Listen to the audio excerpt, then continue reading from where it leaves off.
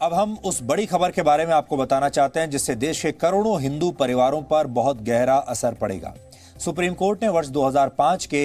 हिंदू उत्तराधिकार कानून की नई व्याख्या की है और इसके जरिए बेटियों को पैतृक संपत्ति में बराबर का अधिकार दिया है, फिर चाहे पिता की मृत्यु 2005 में नया कानून बनने के बाद हुई हो या फिर इस कानून के बनने से पहले पिता की मृत्यु हुई हो।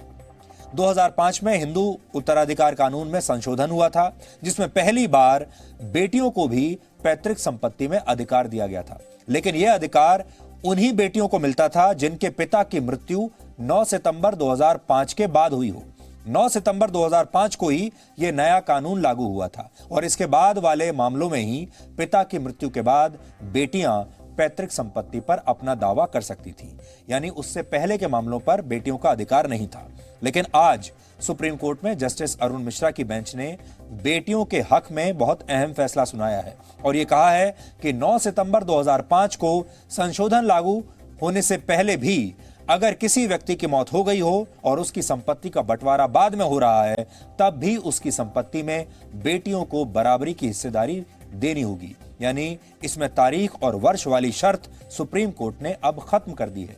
इस मामले में सुप्रीम कोर्ट ने एक बड़ी टिप्पणी और भी की है और यह कहा है कि बेटे तो सिर्फ शादी तक बेटे रहते हैं, लेकिन बेटी हमेशा बेटी रहती है।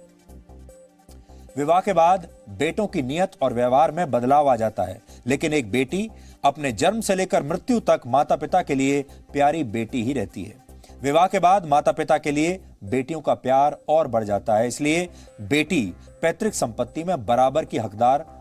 बनी रहती है, भले ही उसके पिता जीवित हों या ना हो। सुप्रीम कोर्ट ने यह बड़ा फैसला भाई बहनों के बीच संपत्ति के बंटवारे के एक मामले पर किया है, जिसमें भाइयों ने अपनी बहन को यह कहकर संपत्ति में बराबर का हिस्सा देने से इनकार कर दिया था कि उनके पिता की मृत्यु 9 सितंबर 2005 से पहले हुई थी, इसलिए उनका कहना था कि उत्तराधिकार कानून का संशोधन इस मामले पर लागू नहीं होता। लेकिन सुप्रीम कोर्ट ने आज यह साफ कर दिया कि बेटियों को हर हाल में बेटों के बराबर ही पैतृक संपत्ति में अधिकार मिलेगा, चाहे पिता की मृत्यु कभी हुई हो, चाहे यह मामला कभी कभी हो। सुप्रीम कोर्ट ने देश के सभी राज्यों के हाई कोर्ट से भी ये कहा है कि किसी भी कोर्ट में बेटियों के अधिकार से जुड़े लंबित मामलों की सुनवाई 6 महीने के अंदर पूरी कर ली जाए, जिससे न्याय देने में देर बिल्कुल ना हो। अब हम इस फैसले के बारे में आपको आसान शब्दों में समझाते हैं, क्योंकि ये कानूनी भाषा में कई फैसले ऐसे आते हैं जिनके बारे में आपको ठीक से समझ नहीं आता। हिंदू उत्तराधिकार कानून के मुताबिक संपत्ति 2 तरह की होती है। एक संपत्ति पिता द्वारा खरीदी गई संपत्ति होती है और दूसरी पैतृक संपत्ति होती है, जो पिछली 3 पीढ़ियों से परिवार को मिलती चली आई है, पीढ़ी दर पीढ़ी। कानून के मुताबिक बेटा हो या बेटी, पैतृक संपत्ति पर दोनों का जन्म से बराबर का अधिकार होता है। इस तरह की संपत्ति को कोई भी पिता अपने मन से किसी को नहीं दे सकता, यानी किसी एक के नाम पर वसीयत नहीं कर सकता और ना ही बेटी को उसका हिस्सा देने से वंचित रख सकता है। अगर पिता ने कोई संपत्ति खुद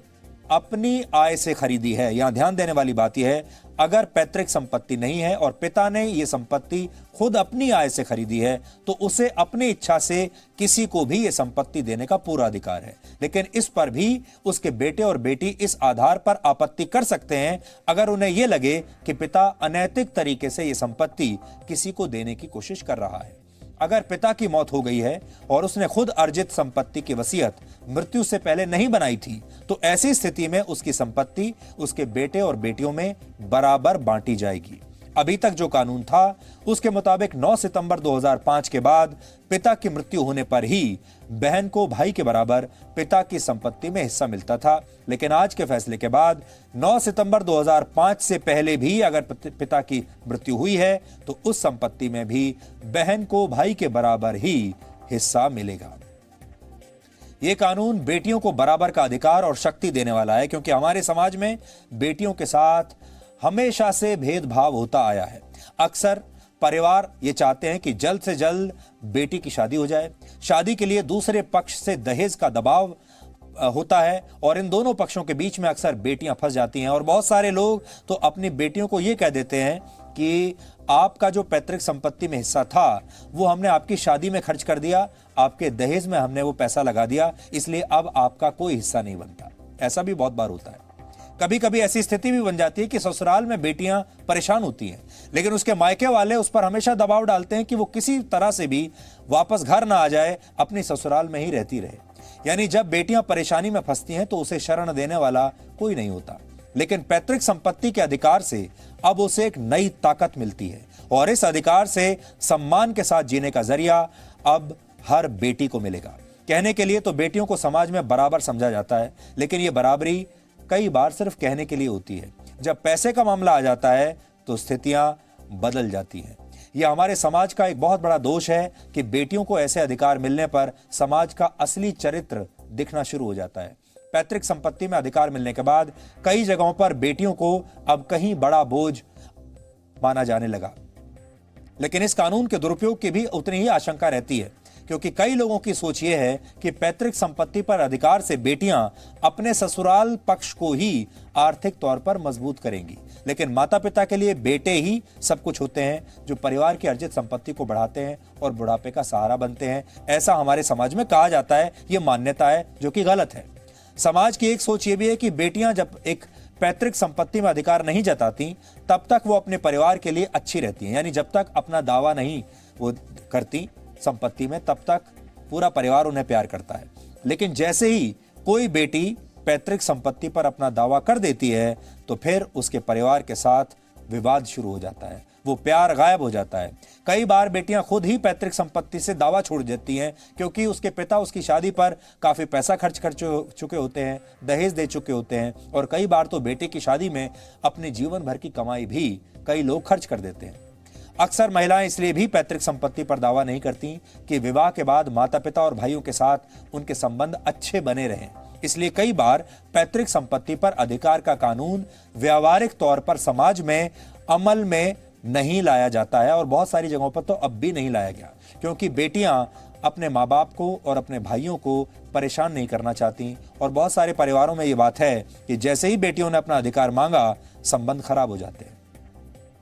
बहुत सारे लोग ये भी सवाल उठा रहे हैं कि पैतृक संपत्ति में बराबरी के अधिकार का कानून सिर्फ एक धर्म के लोगों पर क्यों लागू है। देश के सभी परिवारों पर यह कानून लागू होना चाहिए, जिससे देश की सभी महिलाओं को यह अधिकार मिले। इसलिए लोग देश में यूनिफॉर्म सिविल कोड यानी समान नागरिक संहिता को लागू करने की मांग कर रहे हैं। और हम भी शुरू से ये कहते आए हैं कि पूरे देश में हर समाज के लिए, हर धर्म के लिए, हर जाति के लिए एक ही कानून होना चाहिए, अलग अलग कानून नहीं होने चाहिए, यानी पर्सनल लॉज जिन्हें आप कहते हैं वो नहीं होने चाहिए।